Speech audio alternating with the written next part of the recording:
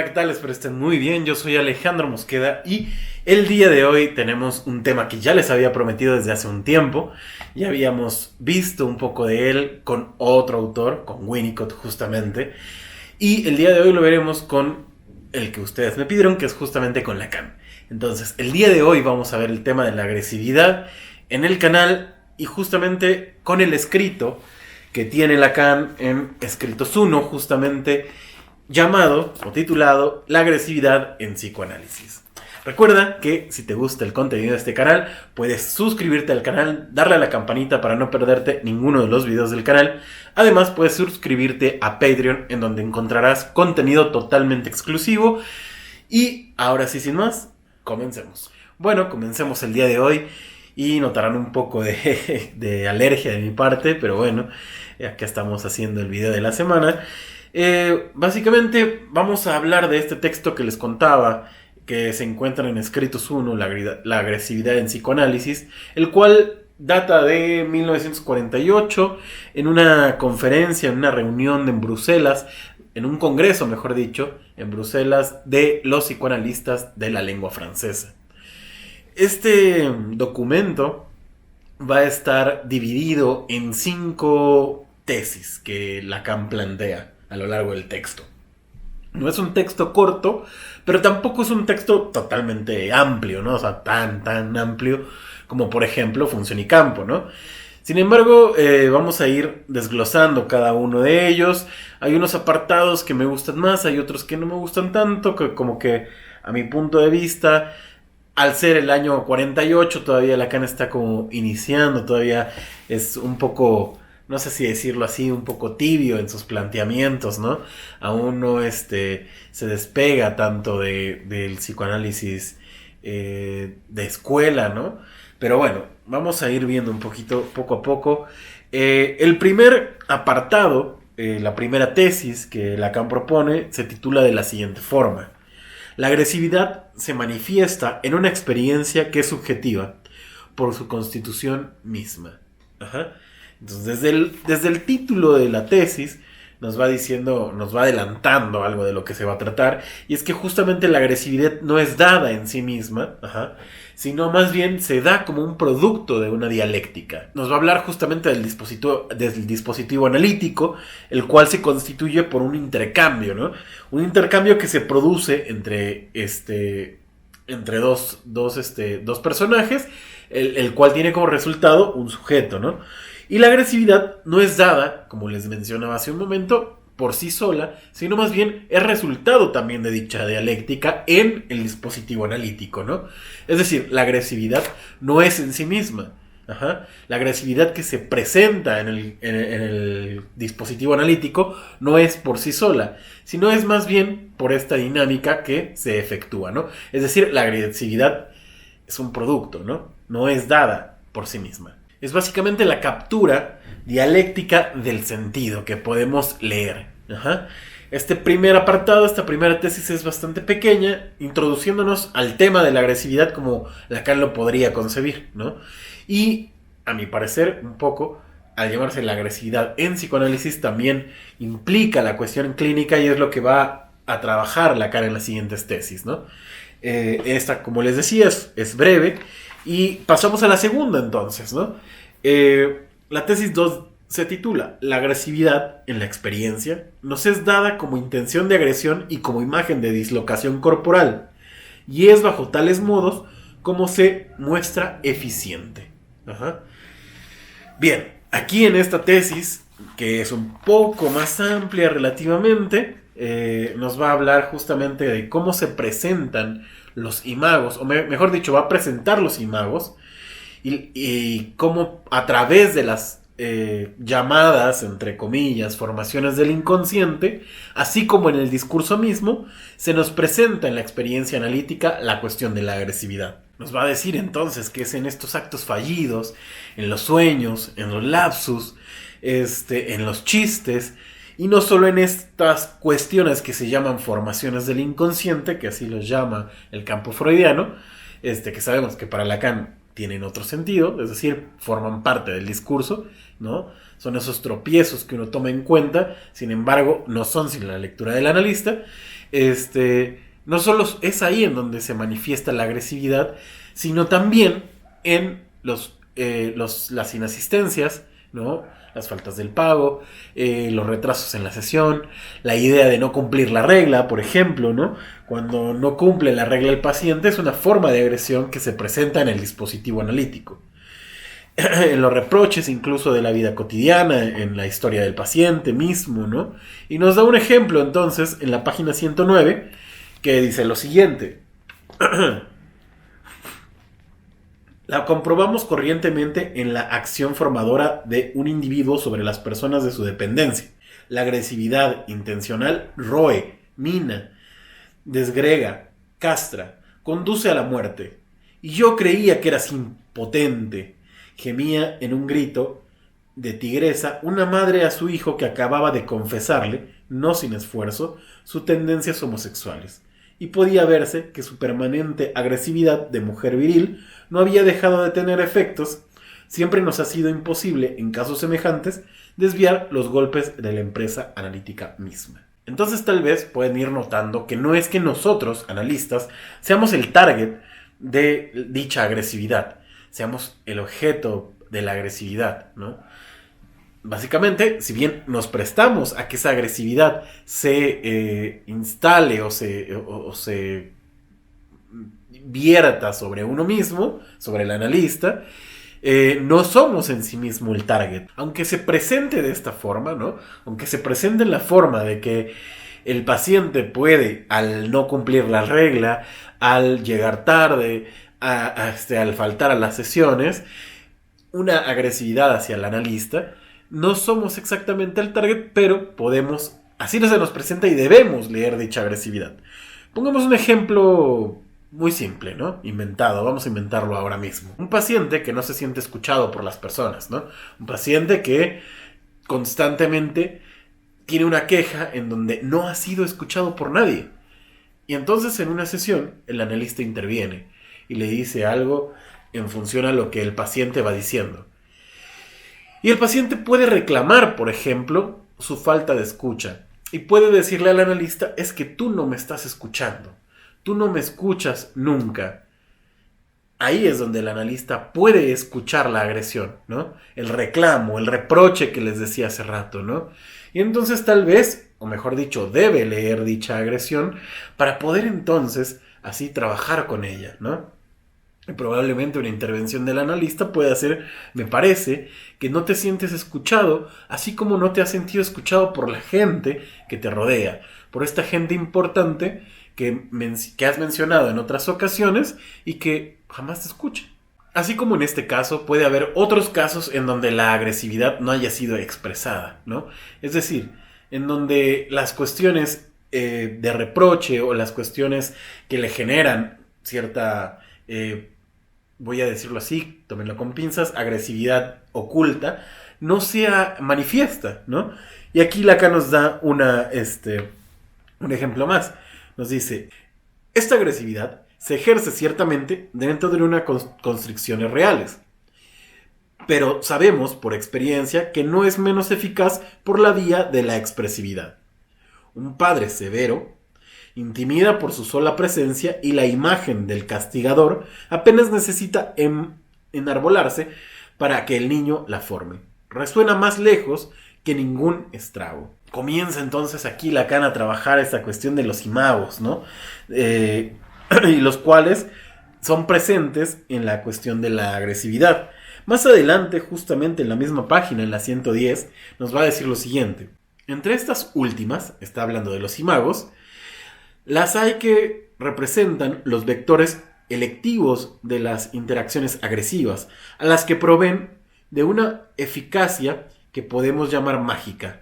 Son las imágenes de castración, de eviración, de mutilación, de desmembramiento, de dislocación, de destripamiento, de devoración, de reventamiento del cuerpo. En una palabra, las imagos, que personalmente he agrupado bajo la rúbrica que bien parece ser estructural de imagos de cuerpo fragmentado. Por lo tanto, aquí Lacan comienza a hacer un vínculo entre algo que no se había dicho, que es justamente la cuestión de los imagos y un vínculo también en el propio cuerpo. Es decir, que la relación entre la persona y el cuerpo comienza a verse afectada por la cuestión de la agresividad, ¿no?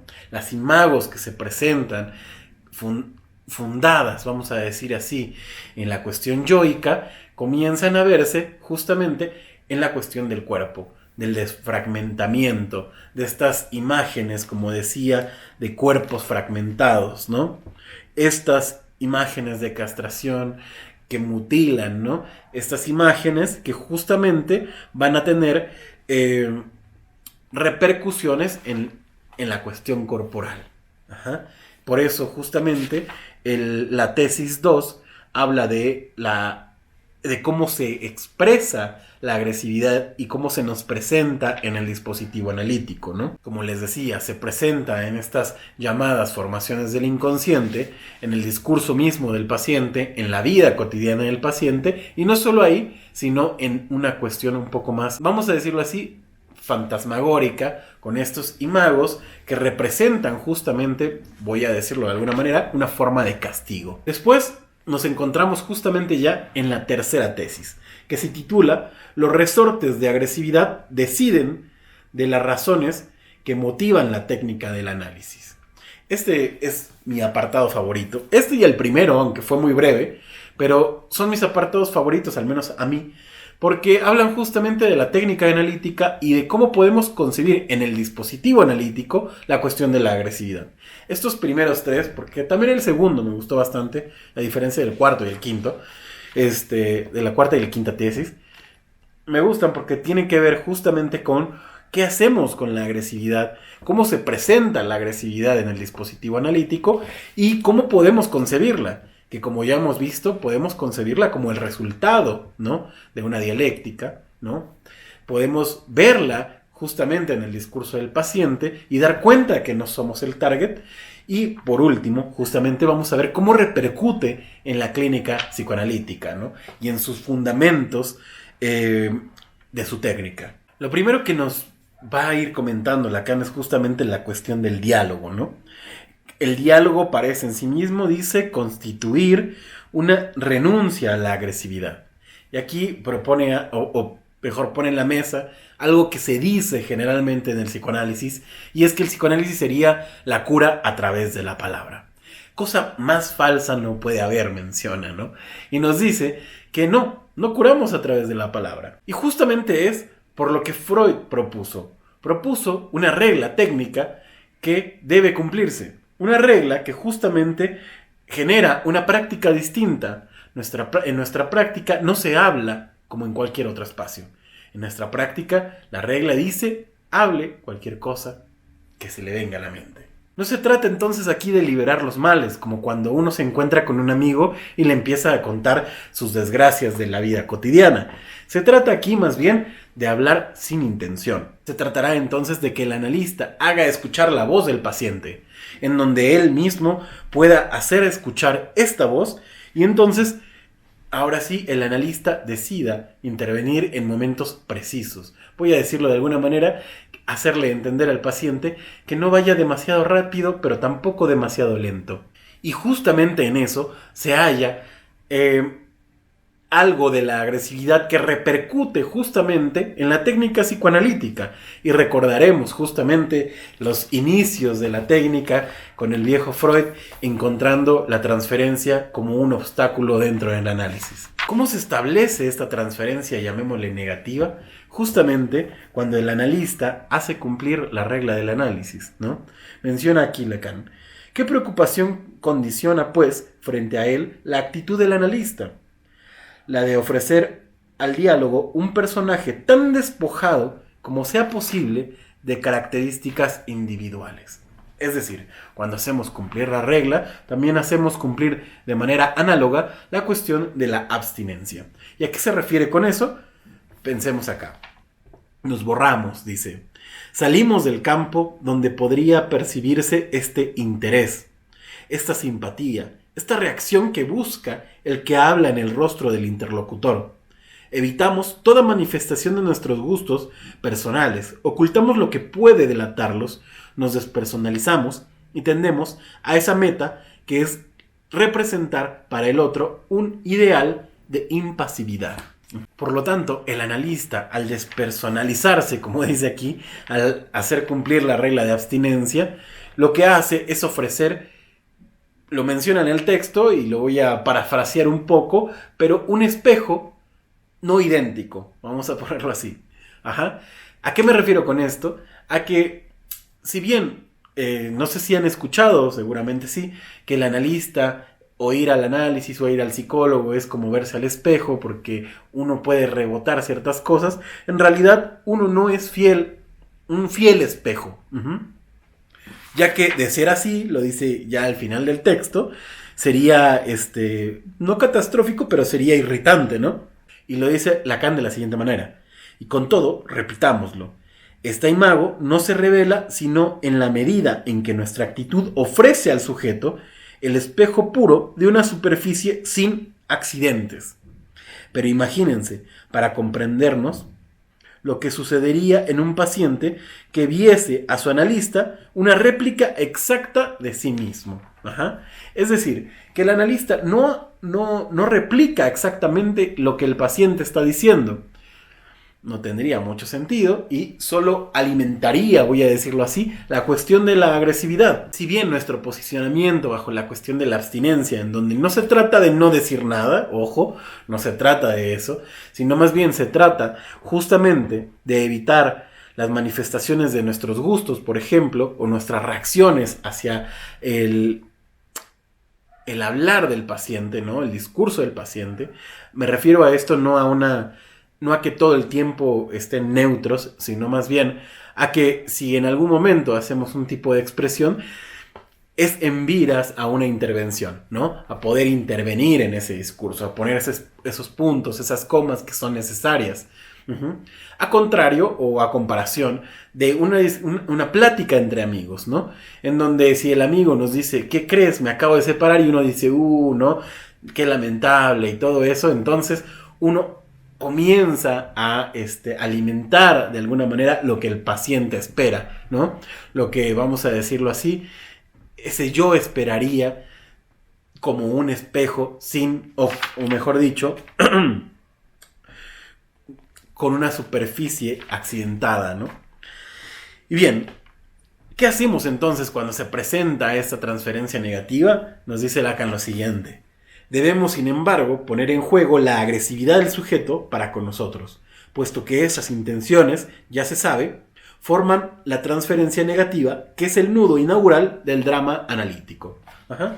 Por lo tanto, entonces, si bien no somos exactamente ese target de la agresividad, no somos directamente a quien se dirige la agresividad, sí debemos ponerla en relación, debemos meter a la dialéctica dicho caso. Y aquí haría intervenir algo que no es de Lacan, sino más bien de Racker, cuando nos dice justamente cuándo podemos interpretar. Racker nos dice que hay que interpretar justo cuando se presenta la transferencia negativa, ¿no? Es ahí en donde se interpreta la transferencia. Cuando hay transferencia positiva, en realidad lo que hace uno es justamente interpretar el discurso del paciente. Pero cuando la cuestión se vuelve una transferencia negativa o erótica, entonces uno es el que debe interpretar justo esa relación, ¿no? ¿Para qué? Para poder volver a lanzar a la dialéctica el discurso analítico. Caso contrario sería si uno se engancha con ese malestar o con esa agresión que el paciente dirige al analista, ¿no? Se establecería no una dialéctica, sino ya una cuestión más diferente, vamos a ponerlo así. Para cerrar justamente este tercer apartado, voy a leer lo último, que dice así. En resumen, designamos en el yo ese núcleo dado a la conciencia, pero opaco a la reflexión, marcado con todas las ambigüedades que, de la complacencia de la mala fe, estructuran en el sujeto humano lo vívido personal. Este yo, antepuesto al verbo, que, confesando su facticidad a la crítica existencial, opone su irreductibilidad, inercia, de pretensión, de desconocimiento a la problemática concreta de la realización del sujeto. Por lo tanto, podemos ver que el problema de la agresividad se halla en las instancias yoicas. Y esto justamente nos mandará al cuarto apartado, ¿no? Que aquí justamente hablará de esta cuestión yoica, y si es yoica, entonces tiene que ver con la cuestión del narcisismo. Y así justamente se titula la cuarta tesis. La agresividad es la tendencia correlativa de un modo de identificación que llamamos narcisista y que determina la estructura formal del yo, del hombre y de la regresión de entidades características de su mundo. Como les decía, este apartado no me encanta tanto. Habla un poquito más de las formaciones del yo, de los imagos, ¿no? Y de cómo este yo termina siendo, o la agresividad, mejor dicho, termina siendo constitutiva del yo. En este apartado, entonces, Lacan se mostrará un poco más en las vistas del desarrollo, ¿no? Ya que si la cuestión de la agresión tiene relación con el yo, como les comentaba hace un momento, se necesita hablar justamente del narcisismo.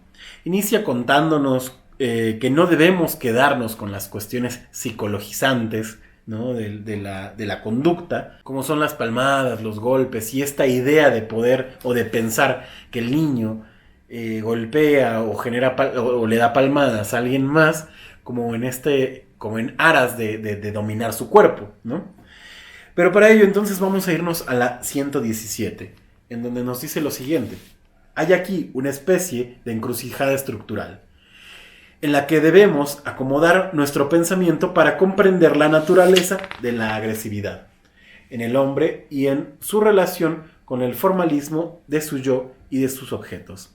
Esta relación erótica en que el individuo humano se fija en una imagen que lo aliena a sí mismo.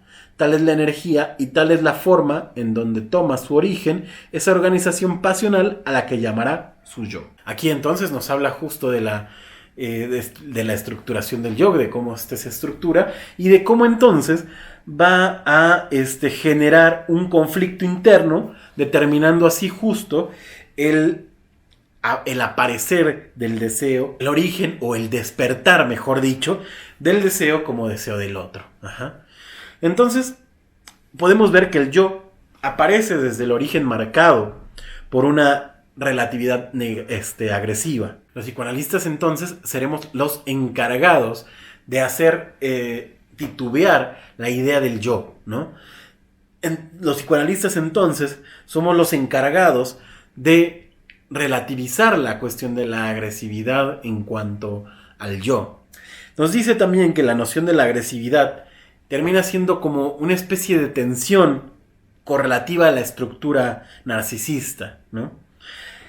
Y esto nos permite comprender entonces los accidentes y las antipatías de este devenir, del devenir de la agresión. Si la agresión entonces está inmiscuida en las cuestiones del yo, y somos los analistas quienes somos los facultados para poner en duda, ¿no? Para poner en tela de juicio las cuestiones yoicas, para no confundirlas justamente con el sujeto, entonces la cuestión de la agresividad estará presente en varias etapas de la vida de las personas. Ajá. Vamos a decirlo en estas etapas de transición, ¿no? Y nos dice lo siguiente: en todas las fases genéticas del individuo, en todos los grados de cumplimiento humano, en la persona donde volvemos a encontrar ese momento narcisista en el sujeto, en un antes en el que debe asumir una frustración libidinal y en un después en el que se trasciende a una sublimación normativa. Esta concepción nos hace comprender la agresividad implicada en los efectos de todas las regresiones, de todos los abortos, de todos los rechazos del desarrollo típico en el sujeto y especialmente en el plano de la realización sexual, más exactamente en el interior de cada una de las grandes fases que determinan en la vida humana las metamorfosis libidinales, cuya función mayor ha sido demostrada por el análisis: destete, Edipo, pubertad, madurez o maternidad, incluso clímax involutivo. Entonces, la agresividad se va a presentar a lo largo del desarrollo de las personas, ¿no?